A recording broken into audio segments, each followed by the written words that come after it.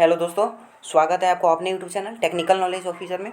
आज के इस वीडियो में हम लोग साइंस का जो केमिस्ट्री है चैप्टर 1 क्लास 10th का वो फर्स्ट चैप्टर जो है हमारा केमिकल रिएक्शन एंड इक्वेशन, इस चैप्टर के जो जितना भी नोट्स हैं, जितना भी टॉपिक है, उन सबको आज के इस वीडियो में हम लोग डिस्कस करेंगे। और हाँ, ये एकदम मतलब नोट्स हैं आपके बोर्ड के पर्पज़ से।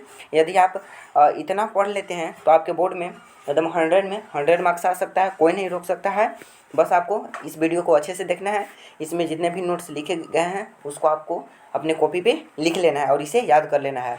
यदि आप इतना कर लेते हैं तो आपका मार्क्स कहीं भी नहीं कटेगा। यह बहुत ही अच्छे ढंग से लिखा गया है। तो चलिए शुरू करते हैं वीडियो को अपना। जो हमारा फर्स्ट टॉपिक है वह है chemical reaction. What is chemical reaction? तो यहाँ पे हमारा नोट्स में लिखा गया है, chemical reaction, the process in which new substances with new properties are formed from one or more substance is called chemical reaction। मतलब chemical reaction क्या होता है? यह एक प्रोसेस है। the process in which new substances with new properties are formed from one or more substance is called chemical reaction। आप भी इसको एक बार देख लीजिए और अपने कॉपी में लिख सकते हैं और इसे याद कर सकते हैं। बहुत ही अच्छा डिफिनेशन है। यदि आप इन डिफिनेशन को लिखते हैं अपने बोर्ड के एग्ज़ाम में तो आपका नंबर कहीं भी नहीं कटने वाला है। इसका एग्जाम्पल भी दिया हुआ है, फॉर्मेशन ऑफ कर्ड, यानी दही का जमना फ्रॉम मिल्क। मिल्क से जो दही बनता है उसका वो भी हमारा एक केमिकल रिएक्शन है, formation of curd from milk. और अगला एग्जाम्पल है जब कार्बन को ऑक्सीजन के साथ रिएक्ट करवाया जाता है तो हमारा कार्बन डाइऑक्साइड बनाता है, CO2 बनाता है। तो इसलिए ये भी हमारा एग्जाम्पल हो जाएगा। कुछ और भी एग्जाम्पल हैं जो हमारे डेली लाइफ में यूज होते हैं। Digestion of food, respiration, rusting of iron, burning of magnesium ribbon, formation of curd from milk, burning of fuels. ये जितने भी हैं ये आपके एग्जाम्पल है किसके? केमिकल रिएक्शन के। ये जितने भी हैं digestion of food, respiration, rusting of iron, burning of magnesium ribbon, formation of curd from milk, burning of fuels, ये जितने भी हैं ये सब आपके एग्जाम्पल हैं किसके? केमिकल रिएक्शन के। इसलिए आप इन सबको भी लिख सकते हैं। चलिए अगला जो टॉपिक है वह है हमारा reactants. What is reactants? Reactants, the substances which take part in chemical reaction are called reactants। The substances which can take part in a chemical reaction are called reactants। इसको हम समझाएंगे कि इसमें कौन रिएक्टेंट होते हैं, कौन प्रोडक्ट होते हैं। लेकिन एक बार आप इन डिफिनेशन को देख लीजिए अच्छे से। अब जो हमारा है वह है product. What is product? The substances which are formed in a chemical reaction are called products. The substances which are formed in a chemical reaction are called products. मतलब वे सबस्टांस जो केमिकल रिएक्शन में भाग लेते हैं वे हमारे reactant कहलाते हैं, और वे सबस्टांस जो केमिकल रिएक्शन के दौरान बनते हैं वे हमारे प्रोडक्ट कहलाते हैं। इसे एग्जाम्पल के द्वारा समझाया गया है। यहाँ पे लिखा है zinc plus sulphuric acid. Zinc और सल्फ्यूरिक एसिड को रिएक्ट करवाया गया है। जिंक और सल्फ्यूरिक एसिड को रिएक्ट करवाया गया है तो जिंक सल्फेट और हाइड्रोजन गैस हमारा बना है। तो इसमें जो हमारा ई साइड वाला है ना, जिंक और H2SO4, ये रिएक्ट कर रहा है आपस में, तो ये हमारा रिएक्टेंट हो गया। और इसके बाद जो हमारा फॉर्मेशन हो रहा है इस रिएक्शन के दौरान जो हमारा बन रहा है प्रोडक्ट ना, उसे हम प्रोडक्ट कहेंगे। जो भाग ले रहा है केमिकल रिएक्शन में उसे रिएक्टेंट कहेंगे। तो जिंक और सल्फ्यूरिक एसिड हमारा भाग ले रहा है केमिकल रिएक्शन में, इसलिए हमारा ये रिएक्टेंट हो गया। और जो इसके इन रिएक्शन के दौरान जो बनता है वो हमारा प्रोडक्ट हो जाता है। और अगला एग्जाम्पल है वह है C+O2, यानी कार्बन प्लस ऑक्सीजन। कार्बन को ऑक्सीजन के साथ रिएक्ट करवाया गया है तो इसलिए हमारा रिएक्टेंट हो गया। और इसके जब रिएक्शन के दौरान जब रिएक्शन हुआ तो हमारा एक प्रोडक्ट बनेगा। और जो हमारा एक फॉर्मेशन होगा तो फॉर्मेशन हुआ हमारा कार्बन डाइऑक्साइड का, तो हमारा कार्बन डाइऑक्साइड प्रोडक्ट हो गया। जो केमिकल रिएक्शन में भाग लेगा उसे रिएक्टेंट कहेंगे, और जो केमिकल रिएक्शन के दौरान बनेगा उसे प्रोडक्ट कहेंगे। यहाँ तक किन्हीं को भी कोई प्रॉब्लम नहीं होगी। चलिए नेक्स्ट टॉपिक की ओर बढ़ते हैं। अब अगला जो टॉपिक हमारा है वह है कंडीशन फॉर केमिकल रिएक्शन और the important characteristics of chemical reactions. मतलब केमिकल रिएक्शन के लिए कंडीशन, या हम ऐसे भी क्वेश्चन में मतलब आपके जो बोर्ड एग्जाम है उसमें ऐसे भी बोल सकता है कि केमिकल रिएक्शन के कुछ इंपॉर्टेंट कैरेक्टरिस्टिक्स को आपको लिखना है। कुछ इंपॉर्टेंट कैरेक्टर को आपको लिखना है केमिकल रिएक्शन का। तो आप ऐसे लिख सकते हैं, पहला जो आपका हो जाएगा, हम पॉइंट वाइज इसे लाए हैं। आप पहला लिख सकते हैं evolution of a gas, formation of a precipitate, change in colour, change in state, change in temperature. ये आपका 5 पॉइंट है। किसका 5 पॉइंट है? क्वेश्चन में पूछेगा what is the important characteristics of chemical reaction, तो आपको लिख देना है इवोल्यूशन ऑफ, लिख देना है the important characteristics of chemical reaction are followed. और फर्स्ट में आपको लिखना है evolution of a gas, second में लिखना है formation of precipitate, change in state, change in colour and change in temperature. आपको इतना लिख देना है। चलिए अगला जो टॉपिक है उसकी ओर बढ़ते हैं हम लोग। और हाँ, यदि आप इतना लिख देते हैं अपने एग्जाम में, इससे ज़्यादा इससे बाहर आपके एग्जाम में कुछ नहीं पूछेगा। इतना आप यदि लिख देते हैं तो आपके 100 में 100 मार्क्स आ सकते हैं, कहीं भी नहीं कटेंगे।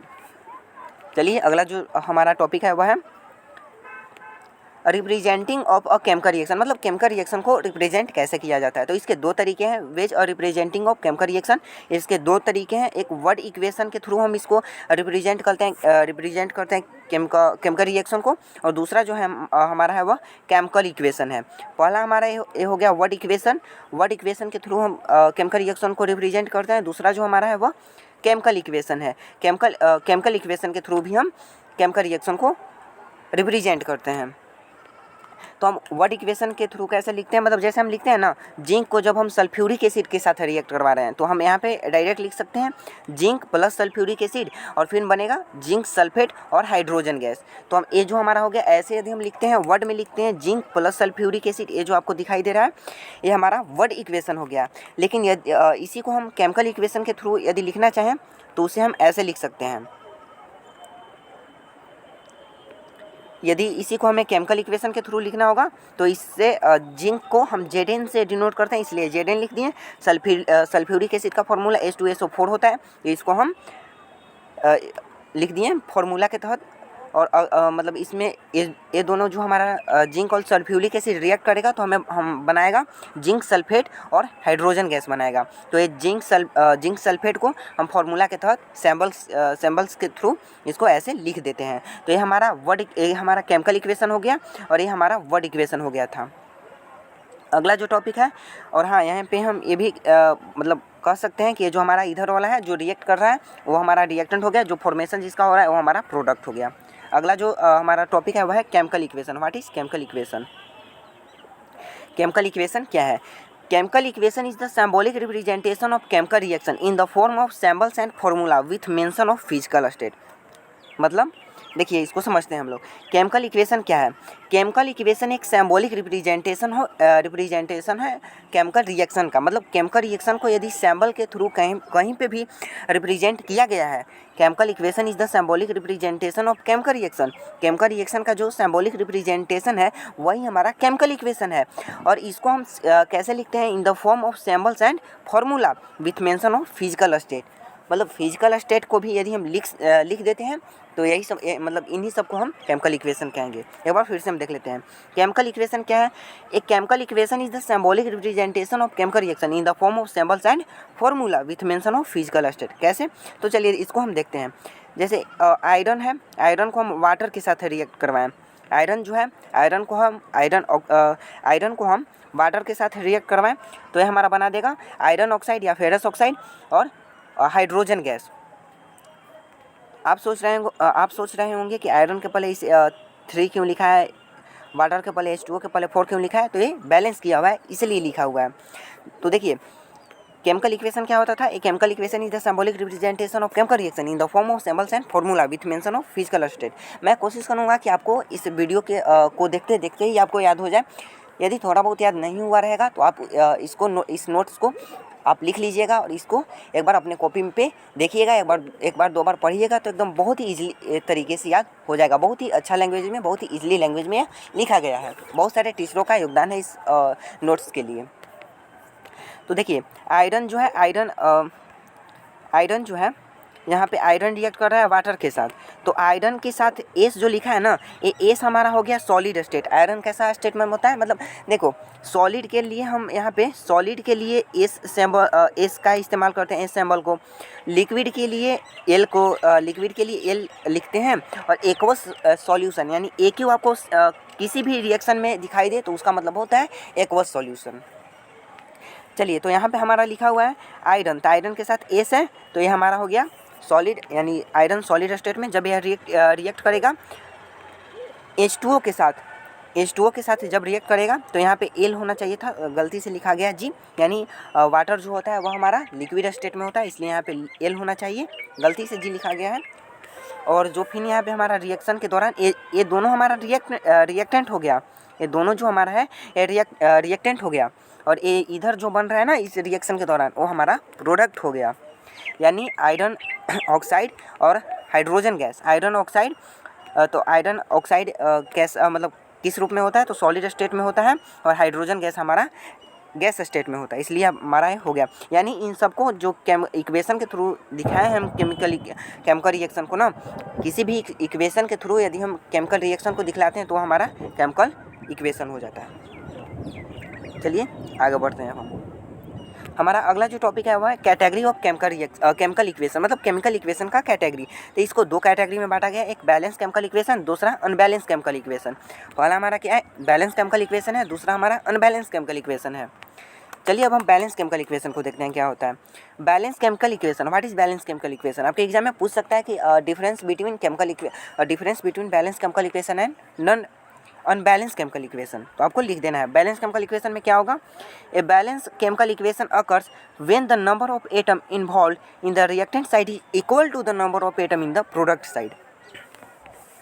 मतलब बैलेंस केमिकल इक्वेशन होता है ना कि chemical equation occurs when the number of the atom involve in the reactant side is equal to the number of atom in the product side.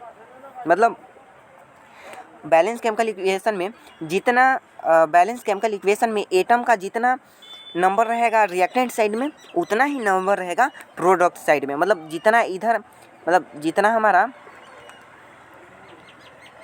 जितना हमारा इस साइड रिएक्टेंट साइड में atom की संख्या रहेगा उतना ही हमारा प्रोडक्ट साइड में रहेगा। अगर दोनों साइड हमारा इक्वल एटम है ना तो उसे हम बैलेंस केमिकल इक्वेशन कहेंगे, और अगर दोनों साइड इक्वल नहीं है तो अनबैलेंस केमिकल इक्वेशन कहेंगे। लेकिन फिलहाल हमें बैलेंस केमिकल इक्वेशन को देखना है यहाँ पे, तो देखते हैं। देखिए जैसे आयरन के यहाँ पे 3 है, आयरन 3 हमारा हो गया, और यहाँ पे हमारा आयरन की संख्या यहाँ पे भी हमारा 3 है, इसे हम दूसरे कलर से डिनोट करते हैं। देखिए आयरन की संख्या यहाँ पे 3 है, आयरन की संख्या यहाँ पे 3 है, तो आयरन की संख्या यहाँ पे भी 3 है। रुक जाइए, सॉरी, देखिए यहाँ पे आयरन की संख्या 3 है, यहाँ पे भी आयरन की संख्या 3 है। ऑक्सीजन की संख्या यहाँ पे 4 है, ऑक्सीजन की संख्या भी यहाँ पे 4 है, क्योंकि 4 यहाँ पे मल्टीप्लाई में है तो इसलिए ऑक्सीजन की संख्या भी 4 है। अब देखते हैं हम आयरन की संख्या 4, आयरन की संख्या 3, आयरन की संख्या 3, ऑक्सीजन की संख्या 4, ऑक्सीजन की संख्या 4, और यहाँ पे हाइड्रोजन गैस की संख्या 8 है। 2 यहाँ पे लगा हुआ है ना नीचे, 2 यहाँ पे है और 4 यहाँ पे है, यानी 8 है हाइड्रोजन की संख्या। यहाँ पे भी हम हाइड्रोजन की संख्या देखते हैं, तो यहाँ पे भी 4 इधर है और 2 हाइड्रोजन की मतलब नीचे लगा हुआ है, तो इस दोनों में मल्टीप्लाई हो जाता है, यानी 4 × 2 तो बराबर हमारा 8 हो जाएगा। 4 × 2 बराबर 8 हमारा हो जाएगा, तो ये हमारा हो जाएगा बैलेंस केमिकल इक्वेशन। यानी दोनों साइड एटम की संख्या कितनी है, बराबर है या नहीं, बराबर है तो उसे हम बैलेंस केमिकल इक्वेशन कहेंगे। अगर बराबर नहीं रहता तो उसे हम अनबैलेंस केमिकल इक्वेशन कहते हैं। जैसे यहाँ पे हम कार्बन और ऑक्सीजन को भी देखते हैं, यानी कार्बन 1 ऑक्सीजन 2, यानी 3 हमारे यहाँ पे हमारे 3 एटम है। यहाँ पे भी हम देखते हैं तो कार्बन 1 और ऑक्सीजन की संख्या 2 है, यानी यहाँ पे भी 3 है, यानी बैलेंस केमिकल इक्वेशन। ये जो हमारा केमिकल इक्वेशन है ये बैलेंस रूप में है। चलिए अब हम अनबैलेंस केमिकल इक्वेशन या स्केलेटरल केमिकल इक्वेशन को देखते हैं। अनबैलेंस केमिकल इक्वेशन का दूसरा नाम स्केलेटरल केमिकल इक्वेशन भी है। कभी कभी स्केलेटरल इक्वेशन भी आपको एग्जाम में देखने को मिल सकता है, तो उससे हमें डरना नहीं है। तो चलिए हम अनबैलेंस केमिकल इक्वेशन को देखते हैं। An unbalanced chemical equation occurs when the number of atom involved in the reactant side is not equal to the number of atom in the product side. Balance में था, ये balance chemical equation occurs when the number of atom involved in the reactant side is equal to the number of atom in the product side. But यहाँ पे हमारा unbalance chemical equation दिया हुआ है, तो अनबैलेंस केमिकल इक्वेशन को हम बोल सकते हैं, लिख सकते हैं An unbalanced chemical equation occurs when the number of atom involved in the reactant side is not equal to the number of atom in the product side. इसका एग्जाम्पल भी हम देख लेते हैं।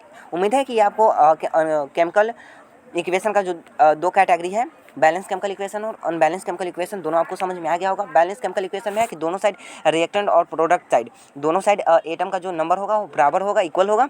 और अनबैलेंस केमिकल इक्वेशन में है कि दोनों में डिफरेंट होगा। इसके एग्जाम्पल को भी हम देख लेते हैं। यहाँ पे हाइड्रोजन की संख्या 2 है, इधर हाइड्रोजन की संख्या 2 है, ऑक्सीजन की संख्या 2 है, ठीक है। अब हम इधर देखते हैं, इधर हमारा ये तो रिएक्टेंट साइड हमारा हो गया ना, ये रिएक्टेंट साइड हमारा हो गया। अभी हमारा प्रोडक्ट साइड हो गया। यहाँ पे हाइड्रोजन और ऑक्सीजन, हाइड्रोजन की संख्या तो 2 है लेकिन ऑक्सीजन की संख्या 2 है नहीं है 2, यहाँ पे ऑक्सीजन की संख्या 1 है, इसलिए हमारा अनबैलेंस केमिकल इक्वेशन हो गया।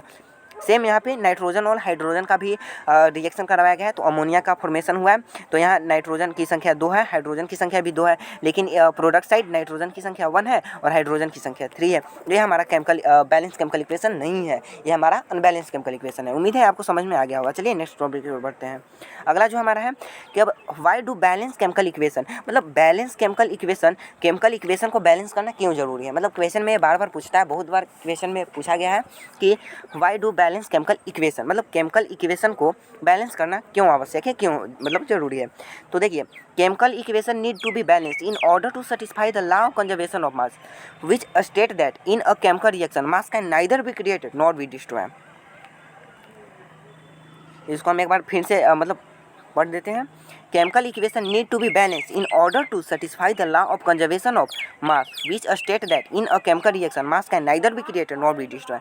मतलब कह रहा है, ये मतलब बोल रहा है ना कि केमिकल इक्वेशन को बैलेंस करना इसलिए ज़रूरी है क्योंकि जो law of conservation of mass है, law of conservation of mass है, वह विच स्टेट दैट, उसका कथन है, वह कहता है इन केमिकल रिएक्शन में मास can neither be created not be destroy, मतलब मास नाइदर क्रिएट होता है और ना ही डिस्ट्रॉय होता है केमिकल रिएक्शन में, इसलिए हमें केमिकल इक्वेशन को बैलेंस करना जरूरी है। चलिए अब इसके हम टाइप्स को देखते हैं। टाइप्स ऑफ केमिकल रिएक्शन, जो केमिकल रिएक्शन है वह मेनली हमारे बुक में 13 टाइप्स का 13 टाइप्स का केमिकल रिएक्शन पढ़ना है, लेकिन और जो मतलब रिएक्शन है वे डिकम्पोजिशन रिएक्शन के भी टाइप्स हैं, डिस्प्लेसमेंट रिएक्शन के भी टाइप्स हैं। तो मतलब बहुत सारे इसके अलावा और भी मतलब है जो हमें पढ़ना है, तो वो भी हम आगे देखेंगे, परंतु अभी जो हमारा इतना दिया हुआ है टाइप्स ऑफ केमिकल रिएक्शन उसे हम देखते हैं। यानी टाइप्स ऑफ केमिकल रिएक्शन तो combustion reaction, decomposition reaction, displacement reaction, double displacement reaction, oxidation and reduction reaction. Oxidation and reduction reaction को रिडॉक्स रिएक्शन कहते हैं, आगे हम देखेंगे। और ऐसा नहीं है कि बस हमें केमिकल रिएक्शन का टाइप्स बोलेगा तो हम इतना ही बोलेंगे, केमिकल रिएक्शन का टाइप बहुत सारा है, लेकिन हमारे बुक में मेनली 13 टाइप से केमिकल रिएक्शन पढ़ना है, जो यहाँ पे अभी 5 लिखा हुआ है और अभी आगे देखने को आपको मिलेंगे। तो चलिए देखते हैं एक एक करके हम लोग। हमारा जो है केमिकल रिएक्शन, पहला केमिकल रिएक्शन है केमिकल रिएक्शन को सिंथेसाइज रिएक्शन भी कहते हैं। तो एक केमिकल रिएक्शन नहीं है भाई, केमिकल रिएक्शन का टाइप्स है, तो टाइप्स हमारा कॉम्बिनेशन रिएक्शन है। कॉम्बिनेशन रिएक्शन को सिंथेसाइज रिएक्शन भी कहते हैं। तो चलिए देखते हैं कॉम्बिनेशन रिएक्शन होता क्या है। Combination reaction is a reaction, combination reaction जो है रिएक्शन है वेयर 2 और more reactants combine to form a single product. A combination reaction is a reaction where 2 और more reactants combine to form a single product. मतलब combination reaction जो है ना, एक रिएक्शन है जहाँ 2 या 2 से अधिक रिएक्टेंट्स कंबाइन करते हैं और फॉर्म करते हैं एक सिंगल प्रोडक्ट का। A combination reaction is a reaction where 2 और more reactants combine to form a single product. Example में देख लेते हैं, हाइड्रोजन और ऑक्सीजन। मतलब इसके मतलब इस डिफिनेशन में हमें कहा ही गया है कि कॉम्बिनेशन रिएक्शन वैसा रिएक्शन है जिसमें 2 या 2 से अधिक रिएक्टेंट्स कंबाइन करते हैं, 2 या 2 से अधिक रिएक्टेंट्स कंबाइन करते हैं। तो यहाँ पे हमारा इधर वाला जो साइड है जो केमिकल रिएक्शन में भाग ले रहा है वो हमारा रिएक्टेंट होता है ना, तो यहाँ पे हाइड्रोजन और ऑक्सीजन रिएक्ट कर रहा है, रिएक्ट करके हमारा वाटर का फॉर्मेशन कर दिया। तो यानी एक कॉम्बिनेशन रिएक्शन है, कंबाइन हो रहे हैं 2 या 2 रिएक्टेंट, इसमें 2 रिएक्टेंट है, एक हाइड्रोजन है एक ऑक्सीजन है, ये 2 रिएक्टेंट है और कंबाइन करके ऑक्सीजन वाटर का फॉर्मेशन कर रहा है, इसलिए हमारा कॉम्बिनेशन रिएक्शन का एग्जाम्पल है। अगला जो है वह है हमारा कार्बन और ऑक्सीजन। तो कार्बन भी हमारा एक रिएक्टेंट है, ऑक्सीजन भी हमारा एक रिएक्टेंट है, क्योंकि ये केमिकल रिएक्शन में भाग ले रहा है और जो इसके रिएक्शन के दौरान बन रहा है वो हमारा कार्बन डाइऑक्साइड बन रहा है, इसलिए हमारा प्रोडक्ट हो गया। और ये दोनों मतलब केमिकल रिएक्शन का कॉम्बिनेशन रिएक्शन का डिफिनेशन ही है कि वैसा रिएक्शन जो जिसमें 2 या 2 से अधिक रिएक्टेंट भाग ले, तो इसमें 2 हमारा रिएक्टेंट भाग ले रहा है, इसलिए कॉम्बिनेशन रिएक्शन का एग्जाम्पल है हमारा। इसके और सारे एग्जाम्पल है, जैसे बर्निंग ऑफ कोल, मतलब कोल का जल बर्न होना, और फॉर्मेशन ऑफ वाटर, वाटर का फॉर्मेशन, क्विकलाइम मतलब जो होता है क्विकलाइम कैल्शियम ऑक्साइड को कहा जाता है, कैल्शियम ऑक्साइड को वाटर के साथ रिएक्ट करना, मतलब ये जितने भी हैं आपके कॉम्बिनेशन रिएक्शन के एग्जाम्पल है। आप इसे एक बार देख लीजिएगा, याद कर लीजिएगा, बहुत ही अच्छा है। चलिए अगला जो हमारा टॉपिक है वह है decomposition reaction. What is decomposition reaction? A decomposition reaction is a type of chemical reaction in which under suitable condition one single reactant splits into two और मोर देन टू प्रोडक्ट्स। देखिए जितने भी ये मतलब आपको कराए जा रहे हैं नोट्स, ये बहुत ही बेहतरीन नोट्स हैं। इससे मतलब इससे ज़्यादा अच्छा आपको कहीं पे भी नोट्स नहीं मिलेगा। इसलिए आप इस मतलब वीडियो को देख रहे हैं तो इस नोट्स को आप फॉलो कीजिएगा, इसको आप कॉपी में लिख लीजिएगा और उसको याद कर लीजिएगा और बोर्ड में आप इसको लिख दीजिएगा, क्योंकि यदि आप इतना लिख देते हैं अपने बोर्ड में तो आपका नंबर कहीं भी नहीं कटने वाला है। इतना मतलब बेहतरीन नोट्स है, आपको मैं बताना। इस नोट्स के थ्रू बहुत सारे बच्चे ऐसे हैं जो 100 में 100 मार्क्स ला चुके हैं। और मतलब जो टीचर है मतलब काफ़ी अनुभवी शिक्षक हैं, उन शिक्षकों के द्वारा ये नोट्स तैयार किया गया है। चलिए इसको देखते हैं, डिकम्पोजिशन रिएक्शन को हम। Decomposition reaction, a decomposition reaction is a type of chemical reaction in which under suitable condition one single reactant splits into two or more than two products। देखिए कह क्या रहा है, डिकम्पोजिशन रिएक्शन क्या होता है?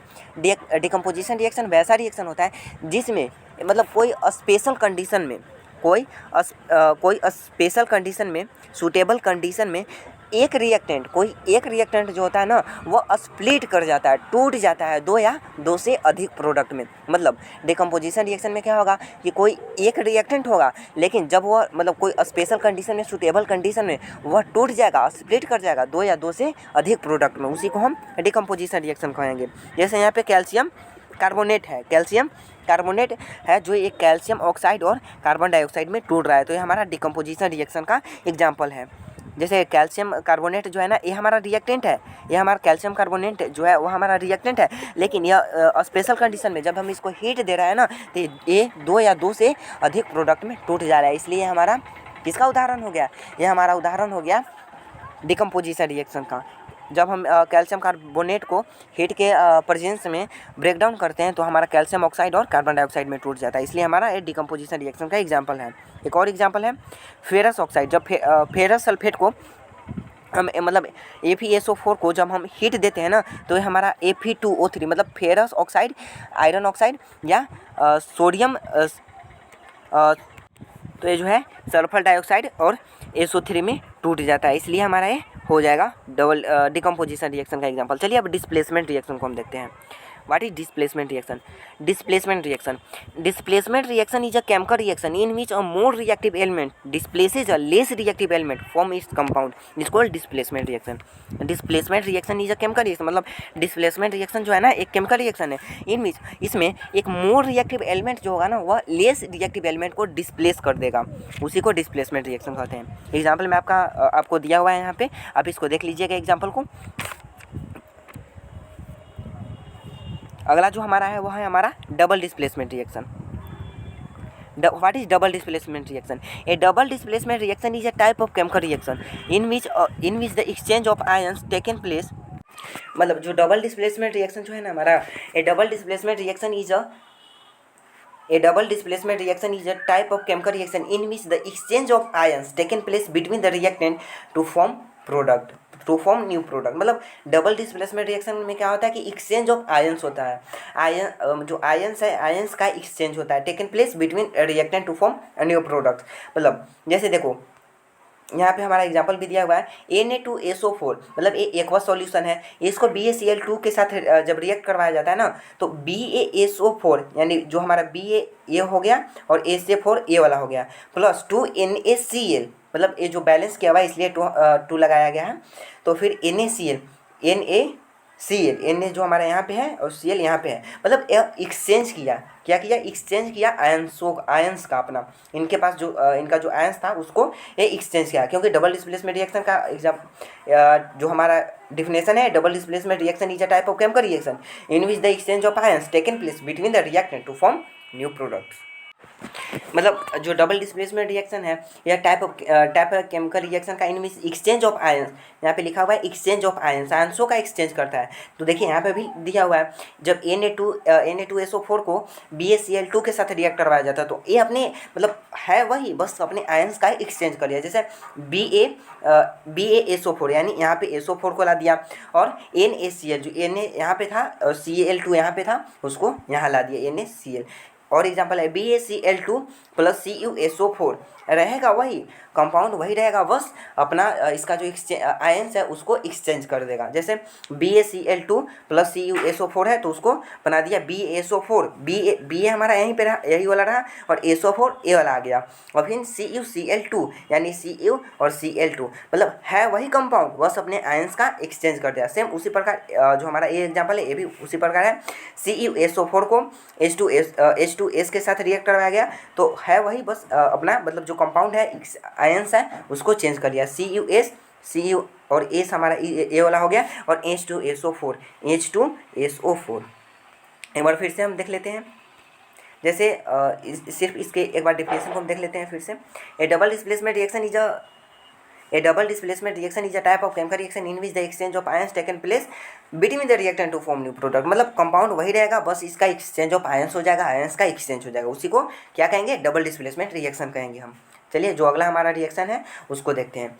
ये जो हमारा है ये ऑक्सीडेशन रिएक्शन है। क्या है, oxidation reaction. The addition of oxygen to a substance is called oxidation और the removal of hydrogen from a substance is also called oxidation. मतलब इसमें क्या होगा कि ऑक्सीजन मतलब किसी भी सबस्टांस, कोई सबस्टांस है उसमें ऑक्सीजन का addition of oxygen to a substance, या आप ये बोलो या बोलो removal of hydrogen from a substance. मतलब देखिए ऑक्सीडेशन के लिए मतलब क्या होता है ना, ऑक्सीडेशन का केस में एडिशन ऑफ ऑक्सीजन या removal of hydrogen from a substance. The addition of oxygen to a substance और the removal of hydrogen from a substance is called oxidation reaction. आप इसको ऐसे बोल सकते हैं, जैसे देखो कार्बन यहाँ पे है, ऑक्सीजन है, C+O2 है, तो इसमें हमारा CO2 आ गया। इसमें जैसे एडिशन ऑफ ऑक्सीजन हो गया, एडिशन ऑफ ऑक्सीजन हुआ या नहीं हुआ, एडिशन ऑफ ऑक्सीजन हो गया। जैसे यहाँ पे ऑक्सीजन अलग था, कार्बन अलग था, लेकिन जब रिएक्ट किया तो मतलब कार्बन डाइऑक्साइड बन गया, ऑक्सीजन इसमें ऐड हो गया, इसमें ऑक्सीजन ऐड हो गया, तो ये हमारा ऑक्सीडेशन रिएक्शन का एग्जाम्पल है। और अगला है कॉपर, Cu जो है CuO2 के साथ रिएक्ट करेगा तो यहाँ पे भी ऑक्सीजन इसमें ऐड हो गया, इसलिए भी ऑक्सीडेशन रिएक्शन का एग्जाम्पल है। यानी ऑक्सीडेशन रिएक्शन का आपको डेफिनेशन लिखना होगा तो आप इस प्रकार लिख सकते हैं, the addition of oxygen to a substance और the removal of hydrogen from a substance is called oxidation reaction. चलिए अब रिडक्शन रिएक्शन को देख लेते हैं। रिडक्शन रिएक्शन मतलब जो होता है ना वो होता है the addition of hydrogen. Oxidation में होता था एडिशन ऑफ ऑक्सीजन, लेकिन रिडक्शन में आपका हो गया addition of hydrogen to a substance और the removal of oxygen from a substance is called reduction reaction. Oxidation में इसका जस्ट उल्टा था, ऑक्सीडेशन में ऑक्सीजन ऐड होता था और हाइड्रोजन रिमूव होता था, लेकिन इसमें हाइड्रोजन ऐड हो रहा है और ऑक्सीजन रिमूव हो रहा है, इसलिए इसको रिडक्शन रिएक्शन कहते हैं। इसका एग्जाम्पल भी है CuO प्लस H2, यानी देखो यहाँ पे हाइड्रोजन अलग है लेकिन जब रिएक्शन के दौरान यह एक ही में आ जाएगा, H2O मतलब इसमें आ गया, इसलिए हमारा रिडक्शन रिएक्शन है। और इस यहाँ से हाइड्रोजन ऐड हो रहा है, हाइड्रोजन इसमें ऐड हो रहा है और इसमें रिडक्शन में हमारा रिडक्शन में हमारा ऐड हो रहा है हाइड्रोजन गैस और ऑक्सीजन का रिमूव हो रहा है। देखो यहाँ पे CeO है ना, लेकिन यहाँ पे हमारा Cu सिर्फ है, कॉपर है, तो इसमें हमारा ऑक्सीजन भी था लेकिन इसमें हमारा ऑक्सीजन नहीं है, तो ये हमारा रिडक्शन रिएक्शन का हो गया। हम देखें ना यहाँ पे definition, the removal of oxygen from a substance, यानी इस सबस्टेंस से हमारा ऑक्सीजन रिमूव हो गया, इसलिए हमारा रिडक्शन रिएक्शन का एग्जाम्पल है। और यहाँ H2O, यहाँ H2O में ऑक्सीजन नहीं था, यहाँ पे ऑक्सीजन तो नहीं है लेकिन यहाँ पे हमारा ऑक्सीजन ऐड हो गया, इसलिए हमारा ऑक्सीडेशन रिएक्शन का एग्जाम्पल है। जिसमें ऑक्सीजन ऐड होगा वह ऑक्सीडेशन, जिसमें हाइड्रोजन रिमूव होगा वो भी ऑक्सीडेशन, और जिसमें हाइड्रोजन ऐड होगा और ऑक्सीजन रिमूव होगा उसको रिडक्शन। चलिए अब रिडॉक्स रिएक्शन को देखते हैं। रिडॉक्स रिएक्शन क्या होता है? Redox reaction, when oxidation and reduction take place simultaneously in any given reaction it is called redox reaction. मतलब वैसा रिएक्शन जिसमें ऑक्सीडेशन और रिडक्शन दोनों एक साथ हो, when oxidation and reduction take place simultaneously in any given reaction it is called redox reaction. मतलब oxidation और रिडक्शन दोनों एक साथ हो उसे रिडॉक्स रिएक्शन कहते हैं। एग्जाम्पल में आपका दिया हुआ है, आपको इसको देख लीजिएगा एक बार। अब ऑक्सीडाइजिंग एजेंट किसको कहते हैं? The substance which gives oxygen for oxidation और the substance which removes hydrogen is called oxidising agent. मतलब जो ऑक्सीडेशन के लिए सबस्टांस को गिव करता है, the substance which gives oxygen, मतलब वैसा सबस्टांस जो ऑक्सीडेशन के लिए ऑक्सीजन को देता है या हाइड्रोजन को रिमूव करता है उसको ऑक्सीडाइजिंग एजेंट कहेंगे। और जो वैसा सबस्टांस जो हाइड्रोजन को देता है रिडक्शन के लिए या ऑक्सीजन को रिमूव करता है रिडक्शन के लिए उसको रेड्यूसिंग एजेंट कहेंगे। चलिए अब अगला जो टॉपिक है वह है हमारा types of reaction according to heat energy. हम बोले थे ना आपको कि हम 13 टाइप्स के रिएक्शन को पढ़ेंगे, हमारे सिलेबस में 13 टाइप्स के रिएक्शन दिया हुआ है। तो 5 हम उधर पढ़ लिए थे और 2 हमारा यहाँ पे है और बाकी आगे है। तो देखिए types of reaction according to heat energy. Heat energy के मतलब अकॉर्डिंग रिएक्शन 2 टाइप्स के होते हैं, एक्सोथर्मिक रिएक्शन और इंडोथर्मिक रिएक्शन। एक्सोथर्मिक रिएक्शन और दूसरा हमारा एंडोथर्मिक रिएक्शन है। चलिए अब एक एक करके हम देखते हैं। Exothermic reaction, and exothermic reaction is a chemical reaction that releases energy in the form of heat और लाइट। ये डिफिनेशन को आप लिख सकते हैं एग्जाम में, या आप इस डिफिनेशन को भी एग्जाम में लिख सकते हैं। मुझे लगता है कि ये जो डिफिनेशन है थोड़ा सा इससे बेहतर है, अच्छा मतलब अच्छा से लिखा हुआ है।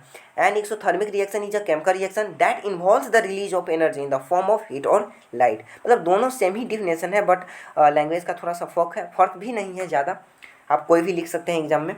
And exothermic reaction is a chemical reaction that involves the release of energy in the form of heat और लाइट। मतलब वैसा केमिकल रिएक्शन जिसमें एनर्जी रिलीज होता है in the form of heat और लाइट। मतलब वैसा केमिकल रिएक्शन जिसमें एनर्जी रिलीज होता है फॉर्म ऑफ हीट और लाइट के रूप में, उसको एक्सोथर्मिक कहेंगे। और जो मतलब जो बर्निंग ऑफ नेचुरल गैस है ये भी हमारा हो गया exothermic reaction. Respiration is also an exothermic reaction. हम आगे देखेंगे भी कि रिस्पायरेशन को एक्सोथर्मिक रिएक्शन क्यों कहते हैं। अब देखते हैं हम इंडोथर्मिक रिएक्शन को। Endothermic reaction, and endothermic reaction is a chemical reaction in which the reactants absorb heat energy from the surrounding to form product. मतलब इंडोथर्मिक रिएक्शन होता है जो मतलब इंडोथर्मिक वैसा केमिकल रिएक्शन होता है जिसमें हीट एब्जॉर्ब होता है फ्रॉम सराउंडिंग से टू फॉर्म प्रोडक्ट बनने के लिए। मतलब an endothermic reaction is a chemical reaction in which the reactants absorb heat energy from the surrounding to form products. मतलब इंडोथर्मिक रिएक्शन में हीट एब्जॉर्ब होगा और एक्सोथर्मिक रिएक्शन में हीट रिलीज होगा। मुझे लगता है कि आपको दोनों समझ में आ गया होगा। चलिए बढ़ते हैं अगला टॉपिक की ओर। अब हमारा है types of decomposition reaction. Decomposition reaction को भी हम मतलब कह सकते हैं कि 3 टाइप्स के, या इसको कभी कभी एग्जाम में मतलब डायरेक्ट केमिकल रिएक्शन का भी टाइप्स बता देता है। तो टाइप्स ऑफ डिकम्पोजिशन रिएक्शन, पहला जो हमारा है वह थर्मल डिकम्पोजिशन रिएक्शन है, इलेक्ट्रोलाइटिक डिकम्पोजिशन रिएक्शन है और तीसरा हमारा फोटोलाइटिक डिकम्पोजिशन रिएक्शन है। थर्मल डिकम्पोजिशन रिएक्शन क्या होता है, चलिए देखते हैं इसको। Thermal decomposition reactions are those reactions which break up और decompose on heating to form any product. मतलब डिकम्पोजिशन रिएक्शन होता क्या था? डिकम्पोजिशन रिएक्शन वह रिएक्शन होता था जो किसी स्पेशल कंडीशन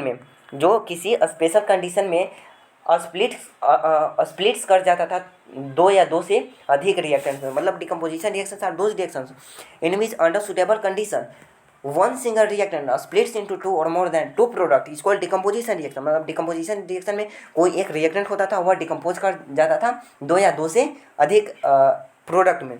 तो जब डिकम्पोजिशन रिएक्शन का ये 3 टाइप्स हैं, thermal decomposition reaction, electrolytic decomposition reaction और फोटोलाइटिक डिकम्पोजिशन रिएक्शन, तो ये भी मतलब ब्रेकिंग करेंगे 2 या 2 से अधिक, डिकम्पोज करेंगे 2 या 2 से अधिक प्रोडक्ट में। तो थर्मल डिकम्पोजिशन रिएक्शन क्या होता है कि thermal decomposition reactions are those reactions which break up और decompose on heating to form many product. मतलब थर्मल डिकम्पोजिशन रिएक्शन होता है जो डिकम्पोज कर जाए हीट के थ्रू। मतलब थर्मल डिकम्पोजिशन रिएक्शन वैसा डिकम्पोजिशन रिएक्शन होता है जो हीट के थ्रू डिकम्पोज कर जाता है 2 या 2 से अधिक रिएक्टेंट में, उसे थर्मल डिकम्पोजिशन रिएक्शन कहते हैं। आपका यहाँ पे एग्जाम दिया हुआ है, जैसे फेरस सल्फेट है, यह डिकम्पोज कर गया फेरिक ऑक्साइड और SO2SO3 के रूप में। मतलब मेनली यहाँ पे आपको बताया जा रहा है कि जो थर्मल डिकम्पोजिशन है वह हीट के प्रेजेंस में डिकम्पोज, मतलब वैसा डिकम्पोजिशन रिएक्शन जो हीट के प्रेजेंस में डिकम्पोज हो उसे थर्मल डिकम्पोजिशन रिएक्शन कहते हैं। अगला जो है वह है हमारा इसका और एग्जांपल है जैसे लाइमस्टोन को कैल्शियम कार्बोनेट कहते हैं, और यह हीट के मतलब हीट के प्रेजेंस में डिकम्पोज हो रहा है। क्विकलाइम यानी कैल्शियम ऑक्साइड और कार्बन डाइऑक्साइड, क्विकलाइम को ही कहा जाता है कैल्शियम ऑक्साइड, मतलब कैल्शियम कार्बोनेट जो है ना, जब हम कैल्शियम कार्बोनेट को हीट देते हैं तो यह दो या दो से अधिक प्रोडक्ट में डिकम्पोज हो जाता है, कैल्शियम ऑक्साइड और कार्बन डाइऑक्साइड। तो ये हमारा एग्जाम्पल हो गया किसका, थर्मल डिकम्पोजिशन रिएक्शन का। चलिए अब हम देखते हैं इलेक्ट्रोलाइटिक डिकम्पोजिशन रिएक्शन को। इलेक्ट्रोलाइटिक डिकम्पोजिशन रिएक्शन क्या होता है? An electrolytic decomposition reaction is a chemical reaction that breaks down a compound into multiple products by passing an electric current through the compound solution और molten mass. मतलब वैसा chemical reaction, वैसा decomposition reaction जो electricity के presence में break down कर जाए, मतलब जो हमारा हीट के प्रेजेंस में ब्रेक डाउन करे उसको थर्मल डिकम्पोजिशन कहेंगे, और जो हमारा इलेक्ट्रिसिटी के प्रेजेंस में ब्रेक डाउन करे उसको इलेक्ट्रोलाइटिक डिकम्पोजिशन रिएक्शन कहेंगे। And electrolytic decomposition reaction is a chemical reaction that breaks down a compound into multiple products by passing an electric current through the compound solution और molten mass. मतलब किसके थ्रू, compound solution और molten mass के थ्रू हम electricity को पास करते हैं। इसका एक और सिंपल डेफिनेशन है, when decomposition is carried out by passing electricity. मतलब वैसा डिकम्पोजिशन जो इलेक्ट्रिसिटी के पास करने के मतलब इलेक्ट्रिसिटी के प्रेजेंस में डिकम्पोज हो जाता है, टूट जाता है, उसी को इलेक्ट्रोलाइटिक डिकम्पोजिशन रिएक्शन कहते हैं। आपका यहाँ पे एग्जांपल भी है, जैसे वाटर को इलेक्ट्रिक करंट के थ्रू डिकम्पोज करते हैं तो हाइड्रोजन और ऑक्सीजन में टूट जाता है, यानी हमारा इलेक्ट्रोलाइटिक डिकम्पोजिशन रिएक्शन का टाइप्स हो गया। अगला जो है वो हमारा फोटोलाइटिक डिकम्पोजिशन रिएक्शन है। When decomposition is carried out in the presence of sunlight it is called photolytic decomposition reaction. मतलब वैसा डिकम्पोजिशन रिएक्शन जो प्रेजेंस ऑफ सनलाइट, जो सनलाइट के प्रेजेंस में टूट जाता है, ब्रेकडाउन करता है, उसको फोटोलाइटिक डिकम्पोजिशन कहता है। इसका एक और डेफिनेशन है, photolytic decomposition reactions are those reactions which break up और decompose on the presence of sunlight to form many products. Photolytic decomposition reactions are those reactions which break up or decompose on the presence of sunlight to form many products। मतलब वैसा decomposition reaction जो sunlight के presence में breakdown कर जाता है, decompose कर जाता है, उसको फोटोलाइटिक डिकम्पोजिशन रिएक्शन कहते हैं। थर्मल डिकम्पोजिशन रिएक्शन होता था, मतलब थर्मल डिकम्पोजिशन रिएक्शन ऐसा रिएक्शन होता है जो हीट के प्रेजेंस में ब्रेकडाउन करे उसे थर्मल डिकम्पोजिशन रिएक्शन कहेंगे, और जो इलेक्ट्रिसिटी के प्रेजेंस में ब्रेकडाउन करे उसको डिकम्पोज जो करे उसको इलेक्ट्रोलाइटिक डिकम्पोजिशन कहेंगे, और जो सनलाइट के प्रेजेंस में डिकम्पोज करे उसको फोटोलाइटिक डिकम्पोजिशन रिएक्शन कहते हैं। चलिए इसका एग्जांपल है, इसे आप देख लीजिए और आगे की ओर हम बढ़ते हैं। अगला जो हमारा है अगला जो टॉपिक है वह हमारा है ब्लैक एंड वाइट फोटोग्राफी। मतलब इसका भी इस्तेमाल किया जाता है, अब एक बार देख लीजिएगा इसको। अब अगला जो टॉपिक है वह हमारा है कोरोजन है। Corrosion is the process in which metals are eaten up gradually by the action of air, moisture और केमिकल ऑन देयर सरफेस। मतलब कोरोजन एक प्रोसेस है जिसमें मेटल्स मेटल्स जो होता है वह ईटन अप होता है बाय द एक्शन ऑफ किसके द्वारा, एयर, मॉइस्चर और chemical, bye the action of air, moisture और केमिकल ऑन देयर सरफेस। इसका एक और डिफिनेशन है, when a metal is exposed to moisture, air, acid, etc. for some time, a layer of hydrated oxide is formed which weakens the metal and hence metal is said to be corrode। चलिए इसका example भी है, example of corrosion का rusting of iron, black coating on silver, green coating on copper. आप इसको एक बार देख लीजिए। अगला जो है वह टॉपिक है वह है हमारा प्रिवेंशन फ्रॉम कोरोजन। जब हम कोरोजन को देख लिए तो इसका प्रिवेंट करने का कोई तरीका होगा, वह है हमारा by painting, by applying grease और ऑयल, बाय गैल्वेनाइजेशन। गैल्वेनाइजेशन क्या होता है, the process of depositing a thin layer of zinc metal on iron, by tin plating and chromium plating, by alloying it. अगला जो टॉपिक है वह हमारा rancidity है। When the substance containing oil and fats are exposed to air, they get oxidized and become rancid, due to which their smell, taste and color change. This is called rancidity। rancidity क्या होता है, ये हमारा important topic है। rancidity when the substance containing oil, जब मतलब कोई substance जो है वह ऑयल को कंटेन करता है या फैट्स को, are exposed to air, they get oxidized and become rancid, due to which their smell, taste and color change. This is called rancidity। Methods to prevent rancidity: adding antioxidants to food, adding antioxidants to food, storing food in airtight container, refrigerating food, replacing air by nitrogen. Chips manufacture fill the packets with nitrogen gas, मतलब जो chips होता है वो manufacture किया जाता है packet के साथ, उसको भरा जाता है मतलब नाइट्रोजन गैस के साथ उसके पैकेट को मतलब बंद किया जाता है। अगला जो है वो हमारा प्रिसिपिटेशन रिएक्शन है। Any reaction in which N insoluble solid is formed is called precipitate reaction. Any reaction in which N insoluble solid called precipitate is formed is called precipitation reaction. इसका एग्जांपल है, आप इसी को एक बार देख लीजिएगा। अगला जो टॉपिक है वह है हमारा why respiration is an exothermic reaction. Why respiration is an exothermic reaction. Reaction of respiration is considered as an exothermic reaction because in respiration oxidation of glucose take place which produces heat energy. Reaction of respiration is considered as an exothermic reaction because in respiration oxidation of glucose take place which produce heat energy। मतलब exothermic reaction क्या होता था? Exothermic reaction वैसा reaction होता था जो heat energy को produce करता था। तो रिस्पायरेशन रिएक्शन में भी एक्चुअली क्या होता है, हीट जो होता है हीट एनर्जी प्रोड्यूस होता है, इसलिए इसको हम एक्सोथर्मिक रिएक्शन कहते हैं। By respiration is an exothermic reaction, ये भी आप जान गए कि जो एक्सोथर्मिक रिएक्शन है उसको एक्सोथर्मिक रिएक्शन को मतलब। अब अगला जो है वह हमारा व्हाइट वॉशिंग। तो व्हाइट वॉशिंग क्या है? When quicklime react with water, when quicklime react with water it forms calcium hydroxide. मतलब जब क्विकलाइम रिएक्ट करता है वाटर के साथ तो फॉर्म करता है कैल्शियम हाइड्रोक्साइड का। When quicklime react with water it forms calcium hydroxide.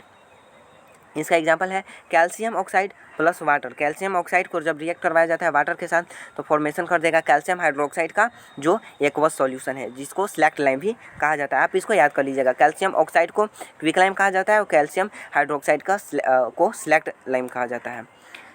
अगला है कि calcium hydroxide react very slowly. जो कैल्शियम हाइड्रोक्साइड है वह रिएक्ट होता है बहुत ही slowly with carbon dioxide present in air and forms calcium carbonate. This calcium carbonate gives shiny look to walls after 2 to 3 days of whitewash. मतलब calcium hydroxide जो है रिएक्ट करता है बहुत ही स्लोली विथ कार्बन डाइऑक्साइड के साथ present in air and forms calcium carbonate. This calcium carbonate gives shiny look. Calcium carbonate जो होता है वह देता है शाइनी लुक को टू वाल्स पे जो शाइनी लुक्स होता है कैल्शियम कार्बोनेट की वजह से ही आता है after 2 to 3 days of white washing. जब हम वाइट वॉशिंग करवाते हैं उसके 2 से 3 दिन बाद। इसका एग्जांपल है जैसे कैल्शियम हाइड्रोक्साइड को रिएक्ट करवाया जाता है कार्बन डाइऑक्साइड को तो कैल्शियम कार्बोनेट और वाटर गैस का फॉर्मेशन होता है। अगला जो है वह टॉपिक है हमारा how to make chemical equation more informative. ये हमारा सेकेंड लास्ट टॉपिक है। How to make chemical equation more informative by indicating the physical state of the reactants and product. Example: S for solid, L for liquid, G for gas and AQ for aqueous solution। मतलब equation में आएगा आपका मतलब आपके exam में equation में पूछ सकता है how to make chemical equation more informative. तो by indicating the physical states of the reactants and products. और मतलब दूसरा पॉइंट है by indicating the condition under which the reaction take place, heat, pressure, sunlight, catalyst etc। अगला जो है वो methods to balance chemical equation, hit and trial method. 2 method है, एक पहला हिट एंड ट्रायल मेथड है और दूसरा एल्जेब्रिक मेथड है। तो आप देखिएगा how to balance chemical equation, मतलब जो रिएक्टेंट है उसको रिएक्टेंट और प्रोडक्ट जो है मतलब बैलेंस करने के लिए कोफिशिएंट ओनली यूज, मतलब कोफिशिएंट जो होता है उसको यूज़ करना है, प्लस माइनस और नोट यूज, प्लस और माइनस का यूज़ नहीं किया जाता है। उम्मीद है कि यह वीडियो आपको बहुत अच्छी लगी होगी। यदि यह वीडियो आपको अच्छी लगी है तो लाइक कर दीजिएगा, सब्सक्राइब कर दीजिएगा चैनल को। और यदि आप इतना लिख देते हैं अपने एग्ज़ाम में तो आपका जो मतलब नंबर है वो 100 में 100% बिल्कुल आ सकता है। तो चलिए मिलते हैं नेक्स्ट वीडियो में, तब तक के लिए बाय बाय।